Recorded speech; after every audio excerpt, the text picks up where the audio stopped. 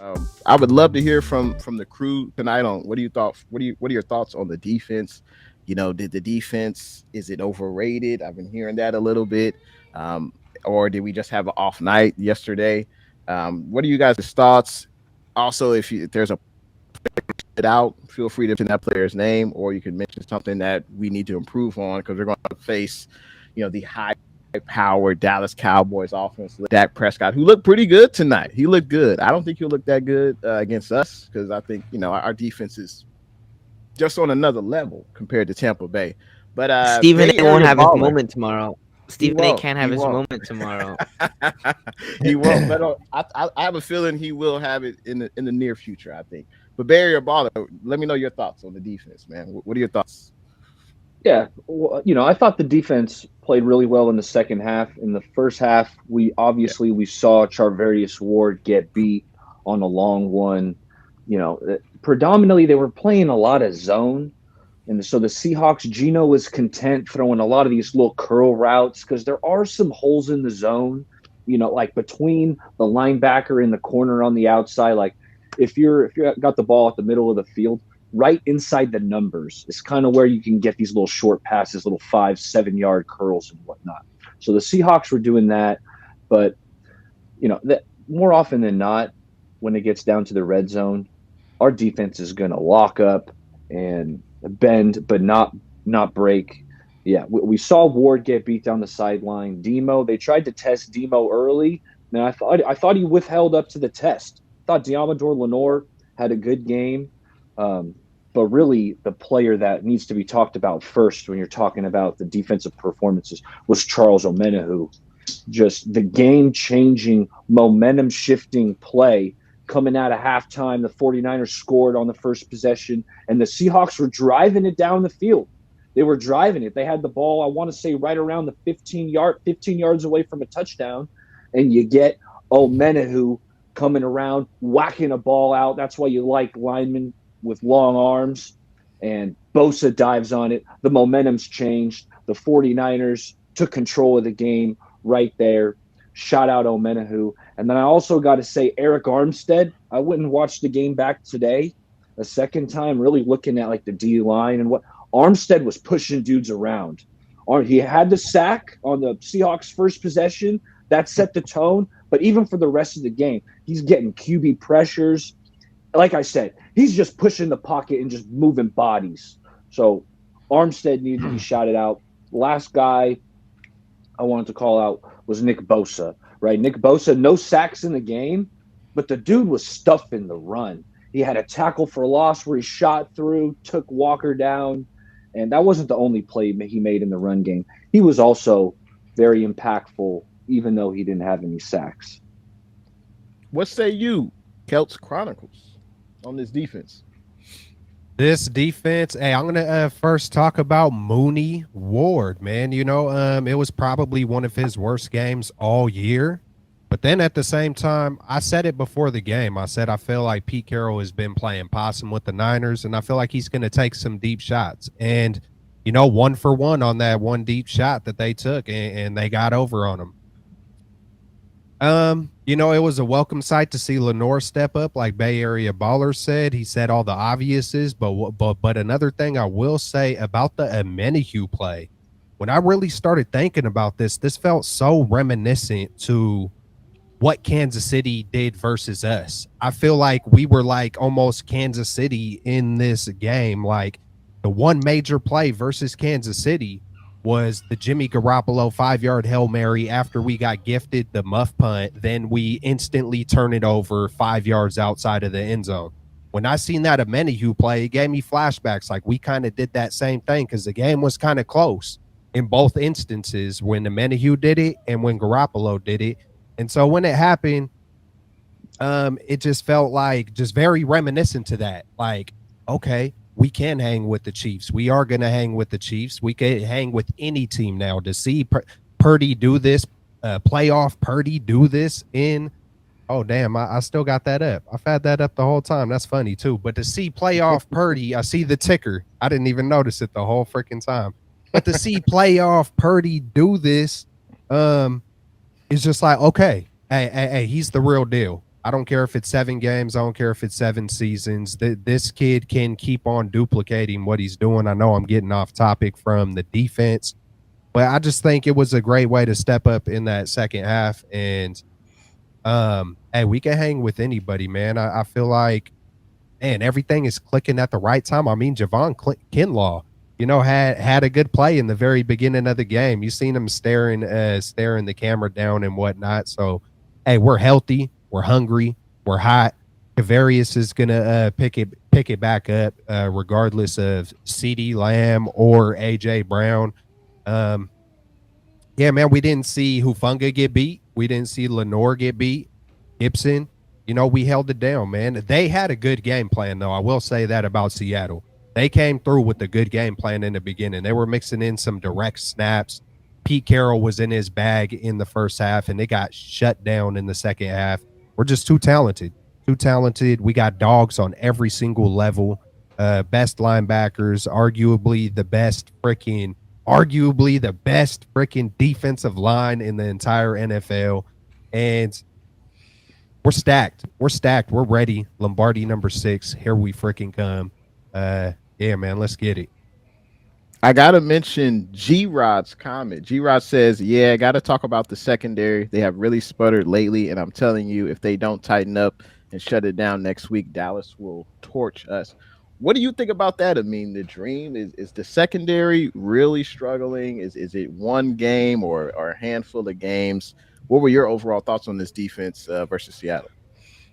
I mean, it's hard to say it's only one game, right? Because you look at, the Niners in the last couple of regular season games, and even if you look at the playoff game, the secondary has been a little shaky. It has been, right? Now, obviously, you could say the defense as a whole, after that Raiders game has gotten better week after week. It has improved a little bit. I mean, credit to Nick Bosa and the defensive line. Credit to, you having great linebackers.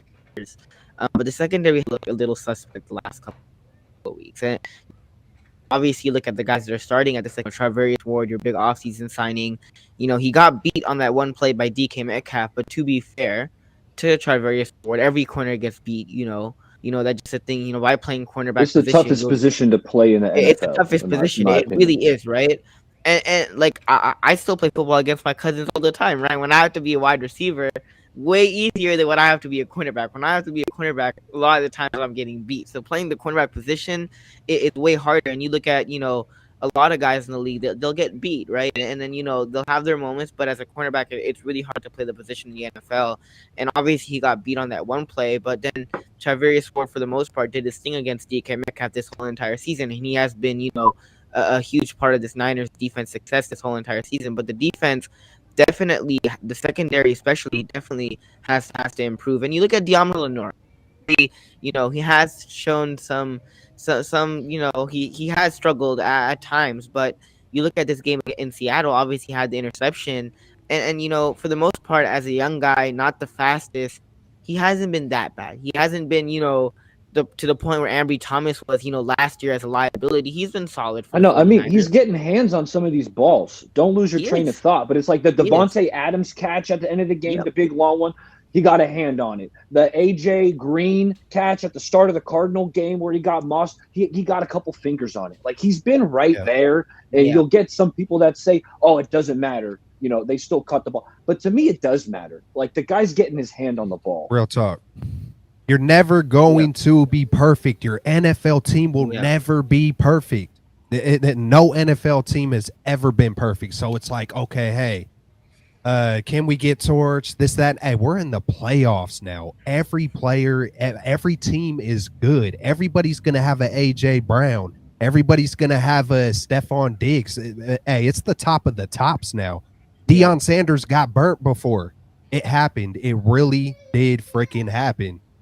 Probably multiple times. So it's this want for perfection that will never happen. Are we? But we can still be the best. We can still be the best version of ourselves. I understand the worrisome, this, that, the other. Hey, we all have different lenses. We all got different perceptions. But and we are in some of the best times we have been in what, 11 straight wins, the best in 25 years. Like, let's go. Purdy is making history right now as we're witnessing it. If you cannot enjoy that, hey, I get it. We're on this YouTube thing. We're doing this thing. We're fans. This, that, and the other. Sometimes people like to be super objective and dissect it. Hey, man, me personally, I'm juiced. I'm fired up, man. I think we could be anybody. Are we going to shut everybody down? No, we're not, because we're playing the best now. But there's always something you could sharpen up on, man. I just had to get that off, and we're like State Farm, man. We're in good freaking hands. We got one of the best. We got one of the best dang rosters with heart, and it's just like we got great guys on the team, man. Let's get it. Let's go. We What's got up, we got Amelia? Jake from Straight Farm and we got Kels from State Farm. Hey, man. Hey, we in it to win it, man. We're in there like swimwear. We're getting it. Let's go, man. It's like I understand we could talk about, we got to talk about things that didn't go so well. Yeah. Yes, Mooney Ward could have played well, but there's so many positives, and that's where my focus is. Real talk. We might not see something like this ever again in 30 more years. What's happening with Purdy and the 49ers right now? Enjoy it. Yep. And speaking of, going back to the Diamo Lenore point, he hasn't been a liability. He's been solid. He had the interception. He makes, he deflects passes. But, one player you mentioned, Eric Armstead. And Eric Armstead, as much as, a lot of have trash about him, say he's overpaid. And I do think he is overpaid, but he's underappreciated. He's definitely underappreciated. Now he doesn't put up, the big sack numbers. He won't give you 10 sacks per game, but 10 sacks per season. But you look at, what he's done in the playoffs, even going back to last year, he's been so impactful in the playoffs and just the whole regular season. Obviously he might not get the sack numbers, but he disrupts plays in the run game. He disrupts in the playoffs. He stepped up not only last year, but you saw it in this off game. He steps up in the playoffs, and that's what you need, right? You obviously look at Nick Bosa, who's dominant, 18 and a half sacks, should be the defensive player of the year. If he's not, that's rigged. The voting is rigged. The voting system is rigged. But Eric Armstead's at number 2 for the Niners, especially, in the playoffs. You've seen it the last couple of years, where Armstead has elevated his game and has stepped up when the Niners need him, which is the playoffs, because the playoffs is when it mattered. So credit to Eric Armstead for stepping up and being the Niners second star on that defensive line. And there's a lot of other guys that you can mention, and a lot of other guys, but credit to Eric Armstead, because I feel like the fan base, as much as we like to talk about DeForest Buckner, we don't have DeForest Buckner anymore. That was a mistake, or we shouldn't have drafted Javon Kinlaw. We look at, who the money went to, which is Eric Armstead. We, failed to realize that he's a huge part of this defense and this team's success overall. And, in the playoffs, he's definitely stepped up his game, not only this year, but, last season as well. But this defense, let's talk about this defense. Obviously didn't have the greatest first half. I would say, it was not necessarily, I think that one deep ball definitely hurt. Travarius Ward got just turned around looking for the ball, and, DK Metcalf got behind.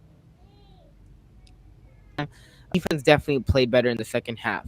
And you look at, even in the games where the defense has struggled, in the regular season as well, the defense makes plays when it matters. And when you need a play from the defense, even if they are struggling, they'll make a play. They'll get the interception, or they'll get that fumble, that game-changing fumble. So, yes, the defense, times when you need a player, when you need the defense to step up, I feel like, yes, the defense does step up, and they did that in the second half, and they played a much cleaner, second half. So credit to the defense.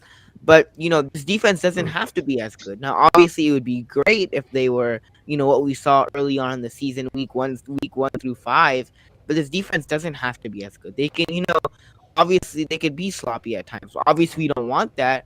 But this way that the offense is playing so far, I think the whole panel can agree the reason why we won this game was because of the offense. The offense made plays. They put up points on the board.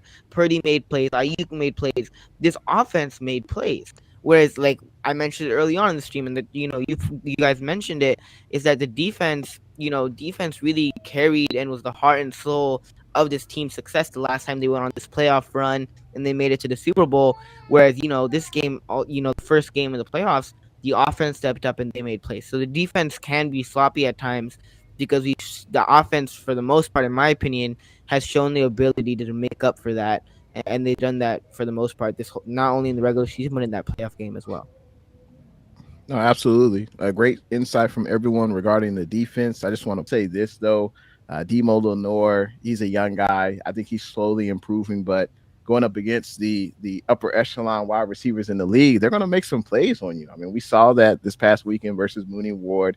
Yeah, he got beat, but it didn't really hurt us in the second half. Like you see, they couldn't really replicate those same plays. So I think this is a bend but don't break defense. I still think we are, the best defense that's left in the playoffs. I still believe that. But I think what helps the great defense is an offense that can put points on the board, and we've seen that with Brock Purdy under center.